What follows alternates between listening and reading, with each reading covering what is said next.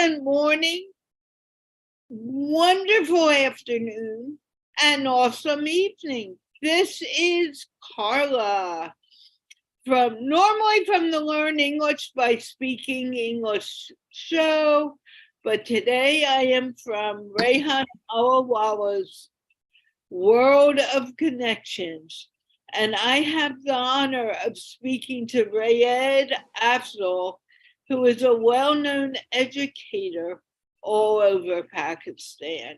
And he's a rather cool guy. I've been speaking to him for the past few minutes. I'm really excited to talk to him. Anyway, I want to remind you, like I always do, that this show, like all of my shows, is sponsored by the Institute of Peace, which is an online organization promoting peace one conversation at a time. Rayed, can you please introduce yourself? Yeah, my name is Rayed Afzal, R-A-Y-E-D Afzal, and by training, I am an educational psychologist, and now I had an organization or a group of organization where our team is working on formal education, school education, developing books, teachers trainings, and certificate courses and diploma programs for teachers of preschool like Montessori, and then primary classes, basic education. Plus we develop and then we help organizations run and manage centers where they give non-formal education to adults. Then we have a part of our organization works on e-commerce trainings and teaching people how to start e-commerce business. And then we have e-learning platforms where we work with the children, giving them quality education through e-learning. So we are all across Pakistan working with mostly private schools, giving them books and teachers trainings and resources so they can improve their school education, giving them management training, teachers training, all kinds of stuff, and providing them books and lots of materials. We have video lessons, and our website is east.education, and if you visit this website, you will find so much free resources. You will find more than 6,500 video lessons, which homeschoolers can use, which teachers can use to learn how to teach in the classroom. So yeah, that's pretty much what we do. And okay, what got you into education to begin with? What was motivation or inspiration?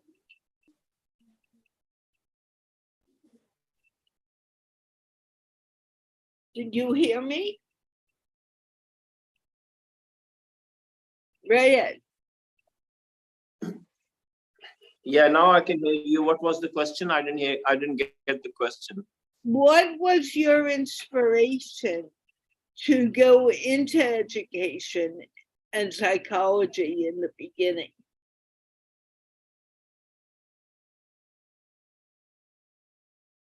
Can you hear me? Yeah, that's a good question.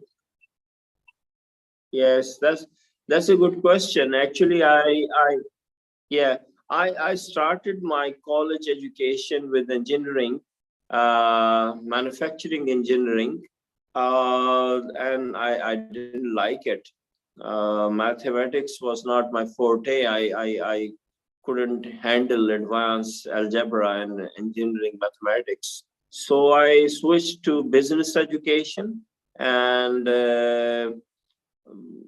went into business and as well as business education, and that didn't work out because I didn't want to be a businessman per se, as such.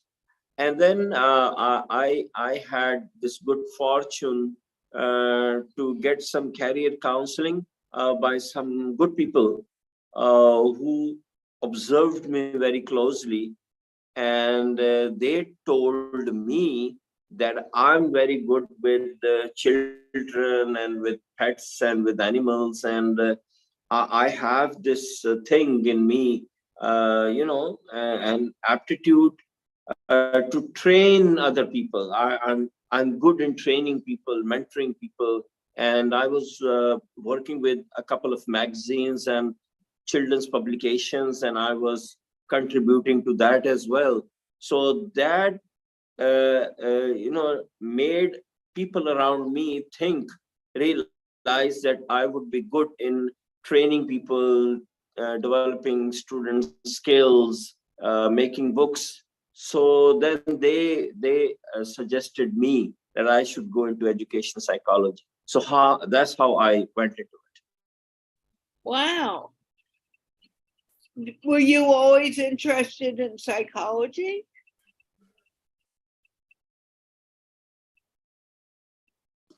Can you say that again? I didn't get it. Okay. Did you always have an interest in psychology? Well, yeah, I did have interest in psychology, and I was interested in spiritualism and physics, especially Einstein and what he done, special theory of relativity, and about spiritualism and all that kind of stuff. But I never realized that I should be doing that as a formal career until many years later, when some people who observed me told me to get into that field. Was it something that you sort of played around with on the side?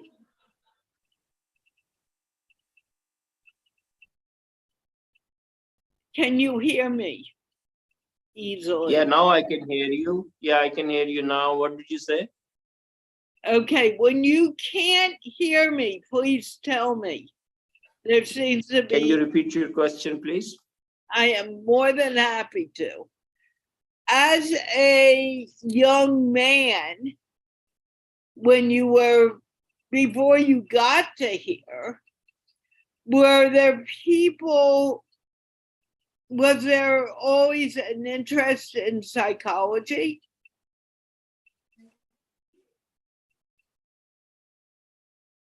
Did you always have an interest in psychology?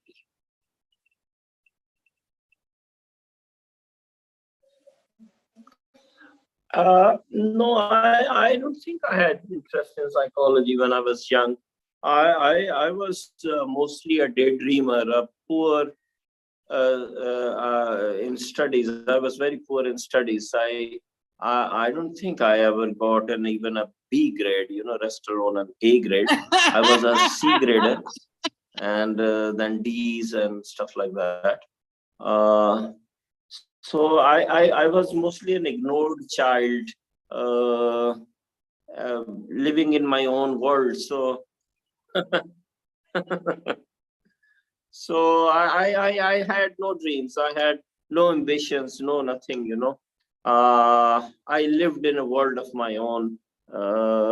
Many people thought that I'm a slow child, and it was only, I think, not even my mother, but I think it was my father who really believed that I'm not slow. I'm just a daydreamer, and he didn't care if I was not getting good grades.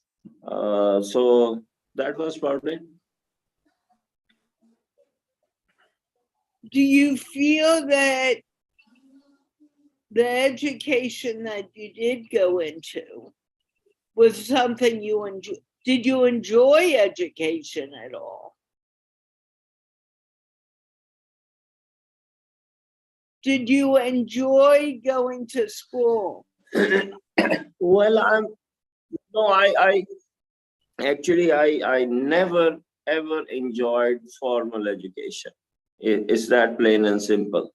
And I'll be very frank about it, that formal education has never attracted me, where you have to sit in a class for a certain amount of time, listening to a very mechanical kind of lecture by a teacher, with this thing in mind that after a semester there will be exam and you will be tested on it. So I never enjoyed education as such in a classroom. Yes, I enjoyed traveling and listening to people, and for hours and hours at length, I could sit in front of learned people and listen to them. But when it came to the classroom environment, I never enjoyed. You and I are in the same boat. Now, we're encouraged by people, by someone, to go into psychology. Can you tell me a little about how you got into psychology? I know that you lived in Texas for a while. What were you doing there?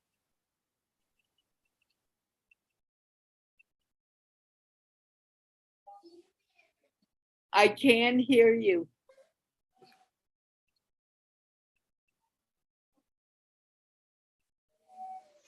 No, I didn't get the question. I just got disconnected. Can you repeat your question, please? Yeah, there appears to be some internet issues coming up.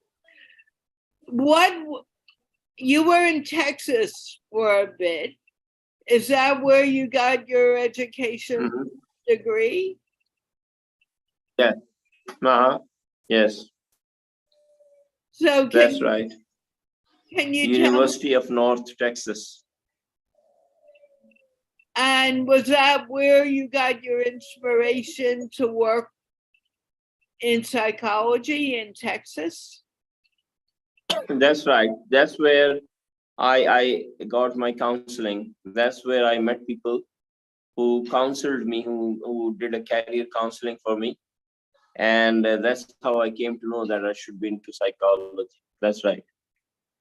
Okay. And what branch of psychology did you get into? Educational psychology.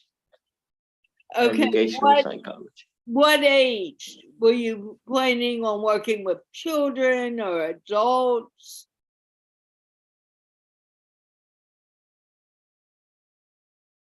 Can you? As a matter of fact, I was working with special children. I was working with the children. I was working with adults.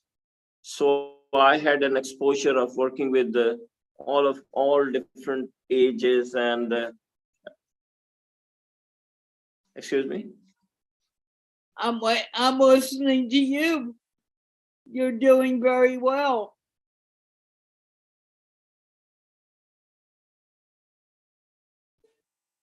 We're having big internet issues. Yeah, there's something wrong with the internet. So I had exposure working with adults and with kids and with special children. I worked for for the state of Texas in their special facility working with special kids. And when I moved back to Pakistan, then I had an opportunity of working with underprivileged children in slums and working with the middle class, upper middle class children and their parents. So, and, doing all kinds of things, working with preschool kids, primary school kids, and teaching different subjects. So, and developing teachers training materials. So I had lots of exposure. By the time I turned, let's say 35, 36, I had lots of experience working in different areas of education under my belt. So you were pretty young when you started your education degree. Did you enjoy Yeah, that? I started university education when I was 17 and went on studying till I was 27. You know, did different types of educations, engineering, and then business education, and then went into genetics, and then went into traveling, just traveled all across US from New York to Los Angeles by road, staying in different places, observing people and all that kind of stuff. But I, like I said, I never enjoyed the formal, neither I enjoyed formal schooling nor I enjoyed college education as such. uh, I remember every semester, once I buy the books for the semester, I would just sit 2 3 nights doing nothing, just read the books and get whatever is in those books and not prepare for the exams, because my mind would not think that way, that you read a book because you have to take an exam. So I never enjoyed education, formal education. That's why I never sent my own kids to school or college. My all my kids are homeschooled. And how old are your kids? I have 6 daughters, and my eldest daughter is 26, and the youngest one is 14 now. And none of them have ever been to school. And what do they do? Well, they have done, all of them have, except for the youngest one, they all have done their high school. And then they got into online education, college education. And my eldest three are now managing our business, our organizations. Like I said, we have 7 different subsidiaries. So my eldest daughter is the chief operating officer of this whole group of companies, and the second one, she manages the content writing and the social media and the websites and all that kind of stuff. And my third one, she runs the studios that we have, where we produce teachers training teachers trainings. Like I said, we have produced more than 6,500 videos, and we produce like 20 videos. We still produce 20 videos a day. So that's a huge operation. So the third one manages this studio, this audio video facilities that we have. And the rest of the three, they are still studying. Like this, I'm in my daughter's room. So this is her room as well, her studio. You can see her work there on the wall. And, she's into art. So we let her do art stuff. And the youngest one, she's into gymnastics. She wants to become a gymnast plus an instructor, a fitness instructor. So we are letting her pursue that career. One of them, she wants to get into breeding of dogs. She's a good breeder. She knows a lot about dogs and all that. So we will let her do breeding, dog breeding. Yeah. Wow. Very eclectic. Different personalities, different interests, and yet they all are under the same roof. Am I right? Yes, or right. are they married now? That's really cool. Now, in growing your children, I love the fact that you did homeschooling. How did you help them pick their interests? Yeah, I mean, one thing is that I suggest to everybody, and even people who are listening, that every person, grade 8 and onwards, like 13, 14 onwards, they must go to a website called personalitymax.com, and there they will find multiple tests which they should take. It would take them hardly 35 to 45 minutes, and it will give them a complete picture of what kind of career they should do. So every person, before pursuing any higher education, must go through a career counseling session. They can go to a career counselor, but I won't suggest that, because this website I'm suggesting is excellent. I mean, it gives perfect results, and I have done this for hundreds and hundreds of people. I mean, suggested this website to hundreds of people, and they go there, they take the test, and sometimes they will send their test to me, and I will tell them that, yeah, you this, and I'll ask them few more questions just to verify the results. And 90% of the time, the results is correct. So I tell them that, you should go into this and this and that.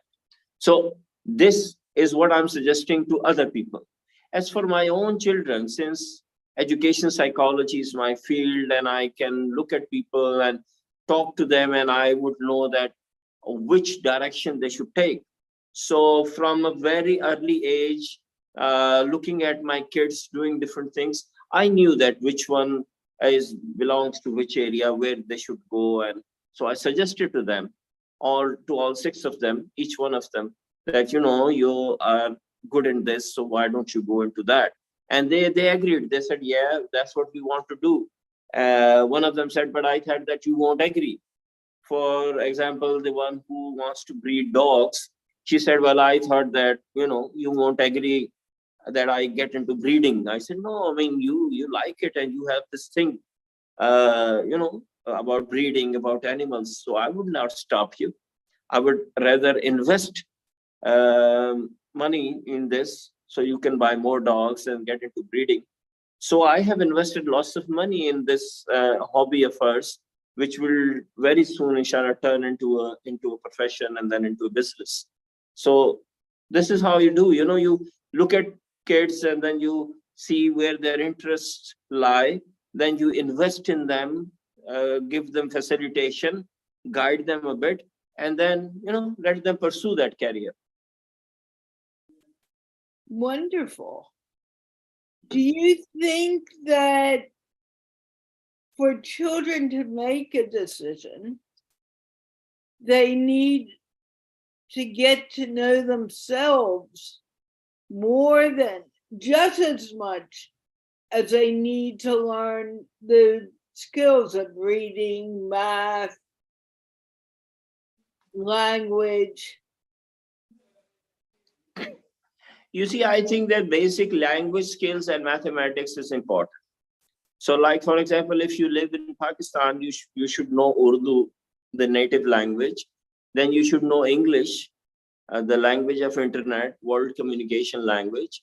Then, of course, mathematics is very important. And then you should just straight go into different websites and internet, and see things and DIYs, and start doing things. So if you keep doing things, yeah, you watch videos, you read, and you learn to do different things, then over time you realize that where your interest lies. So that's how it should be. That's how my daughters did it, and I kept observing them, that they're right now she's into hamsters, and now she's into watercolors, and now she's into carpentry, and now she's into birds.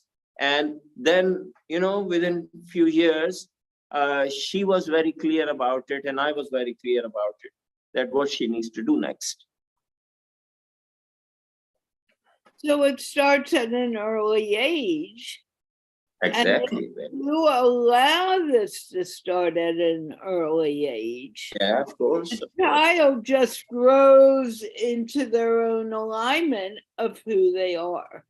Exactly. So I have that correct. Now, I Yes. also know that you are strongly involved in correcting communication. How do you do that? From a very early age, uh, as a matter of fact, my wife and I, we always emphasized on listening skills. I think that communication is 90% listening. It's only 10% speaking. Because once you are a good listener, uh, making other people understand you, speaking comes just natural. I notice that most people who don't succeed in life or who don't have good interpersonal skills, basically they are not good listeners. It's that simple. Even when they are listening, they have zillion things going in their head. They are not at peace. So you need to be at peace while you're listening to somebody. You need to be completely there. Empathetic listening. We don't do empathetic listening. We are not, you know. So that's the whole problem.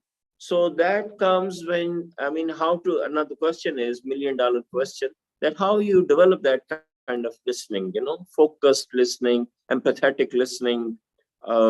So we do lots of storytelling with kids right from early childhood. So lots of stories, tell our kids lots of stories. So they start listening and lots of empathy and all that. So then we give them pets, and we make them listen to pets, see what are the needs of each animal. When a hen is clucking and when dog is barking, and uh, and when the goat is neighing, and so they should understand what the animal is saying so they can fulfill their needs. So that makes them a good listener. And once they become good listener, everything else comes natural. So to summarize it all, communication is 90% listening, and we don't know how to listen. I agree. How do you teach a child to understand a dog or a cat? I think, and my own observation, looking at my own kids, each one of them having her own pet from a very early age, that children are better under, they have a better understanding. Their understanding of animal talk is much better than us. And the reason being that uh, children are weak and animals are weak. And we adults, we have power. And power makes you bad listener. When you're in power, you're always trying to push your agenda on somebody else. You want others to listen to you because you have power. You don't want to waste time listening to somebody that you think is weaker than you. Whereas animals and children, they're both weak. And when you're weak, you have more empathy in you for others. When we become powerful, we lose empathy. So these kids, they have better understanding of animals. So what I noticed, that I would ask my daughter that what he's saying, what she's saying, what this hen is saying, what this dog is saying, what this hamster is saying, what this rabbit is saying. And at one point we had a python, and I would ask what this python wants, why he's behaving that way. And whatever she would tell me, and then I would test it. And through that testing, for example, she said, yeah, he needs water. And he would be just jumping and barking, and I would say, what he needs? Baba, he needs water. And if I bring food, he won't touch it. And if I bring water, I'm just giving you an example. he would drink water.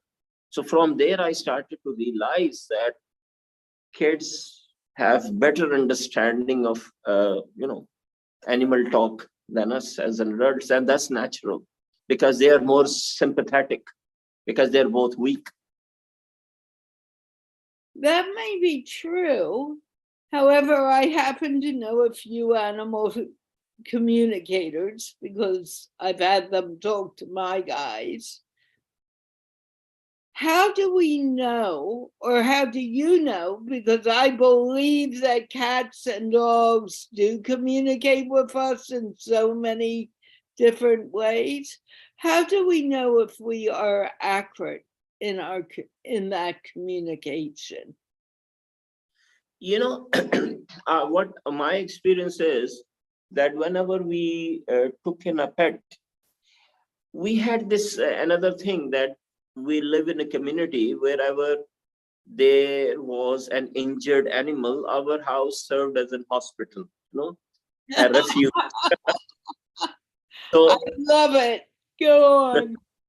So people would have our phone number and they would WhatsApp us the picture of whatever thing they have found in their house and say, why don't you come and take it? Because, it's in our house. May that be a snake and may that be a dog and lizard and whatever, even an eagle. So we would just go there and bring that thing in and, create a living space for that animal. And then I would see that my daughter, whoever would be taking that animal as her own, owning that thing, become a partner with that animal. She would keep observing that animal for quite some time. I mean, like 3-4 days. And every day I would be going to office and I would see that she's sitting with that animal. And I coming back at 5 and I see she's still sitting with the animal, the same animal, And I would say, well, have you built a communication with them? She said, no, I'm not getting her right now and she's not understanding me. But after 3-4 days, I would notice the phenomena that they have shown in this movie Avatar. Have you watched this movie? No. In Avatar, they show this wild animal which they would ride the navies. They call that tribe navies on that planet Pandora, and every person, they would tame a flying lizard for life. They would become partner for life. And what they would do, that they would have this long pony coming down, the navies, the people there, and they would hook it up with the lizard, a tail, with the lizard's tail, or I don't know, hair. And the second they hook it up, they become one. They start to understand each other. So I think the same thing happens when you stay with an animal. That's how nature works. There's something going in nature. I don't know what it is, but I have seen it. That she would be sitting there for next 3 days, all day, trying to feed that eagle or trying to feed that python or lizard or dog or cat or rabbit. And the animal would hesitate. He or she would not respond. But like after 4th day, if I come home, I would see that the same animal is sitting on her shoulder or talking to her, and they're friends now. So when you give time to people or animals with empathy, they start to communicate. There is no rocket science to it. It's just time with empathy creates a bondage. It's that simple. And that bondage allows us to understand what that person may be speaking. Exactly. So in what you do now, do you include animal communication? In the books that we develop, we have some content around it, but not much. but not much. Uh, for one, that the way we live in our house and our values and the way we do things in our house is very, very, very different from the way most of Pakistanis think, Animals are not on top of their priority, They don't have much respect for them. Uh, Dogs are in a way, in a Muslim community, they're a cursed animal. You can't keep them in their house. Yeah, it's a long story. Let's not get into it. That so uh, there's a religious thing. So let's not offend anybody. No. So and books. If you talk a lot about animals, people don't like it. They say keep things very formal. Why you talk so much about rabbits and dogs and cats and owls?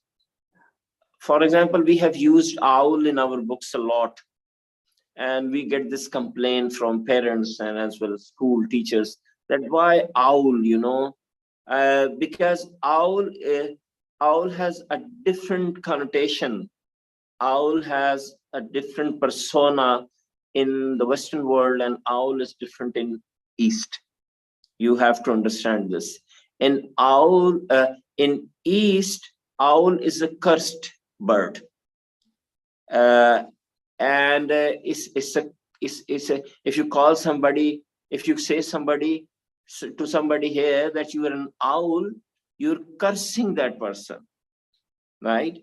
So people were very much offended that why we have used owls so much in our books. And then we had to explain that owl is very intelligent animal, and we have a misunderstanding, and this is one reason that we can't have that much of animals in our books, though we have done our best. And secondly, we think that teachers that we are working with, they need to be empathetic with the kids they're working with, they don't have empathy for them, so let's work with kids first, and then we would be coming to animals.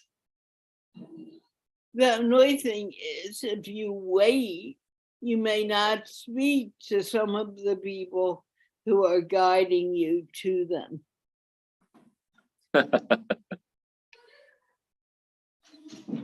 Yeah, which is also very important. that's right. I agree. So we agree that communication is very important. Do you have any tips on how communication with human beings can be made much clearer than what it is now? I think that there is two types of communication that people, at least in Pakistan, need to do, especially for English language. One is to listen to good speakers speak on YouTube and, stuff like that. And secondly, watch good movies where they have used good language, communication, people interacting with each other. Many animated movies. I worked with my kids, showing them lots of animated movies from Lion King to Ants and Bugs Life and Fantasia, and lots and lots of movies, watching them over and over and again, and showing certain part of it, and telling kids, look what she said. Look, see, did you listen what she said to her?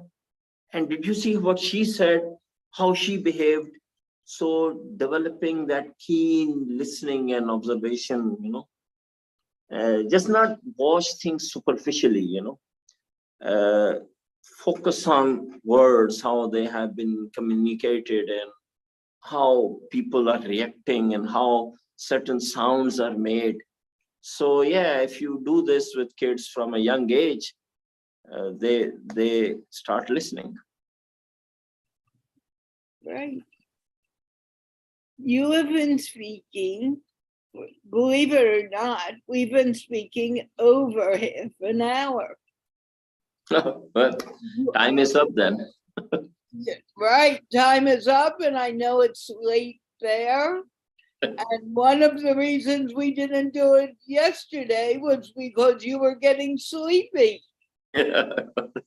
So I think we should wrap it up. Are there any words of wisdom you want to leave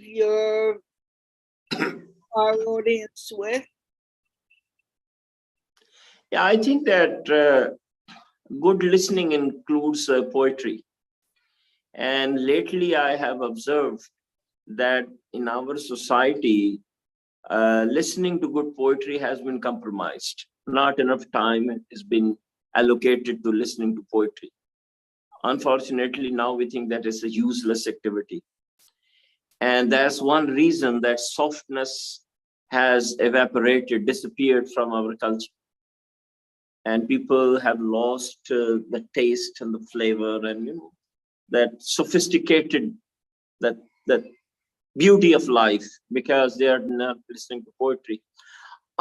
Fortunately, we have some of the greatest poets in our society in last 100 years, and they always impacted our society. But lately, for last 20 years, all of our great poets and their message has been ignored, and we think it's a useless activity listening to poetry.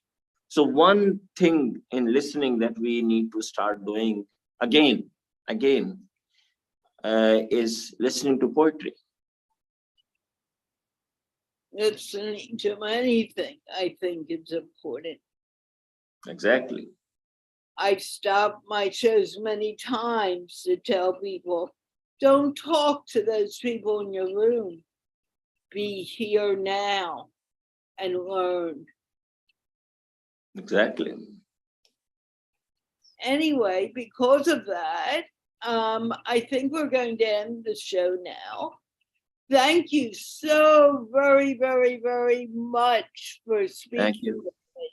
Don't go anywhere yet. Okay. I want to remind you that this show was sponsored by the Institute of Peace, which is promoting peace one conversation at a time. And we're going to wave goodbye and have a great day, people. It's been really nice speaking with you today.